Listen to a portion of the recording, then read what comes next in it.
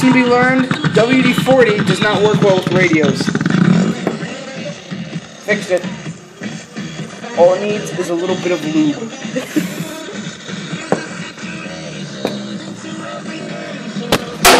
Oh, shit!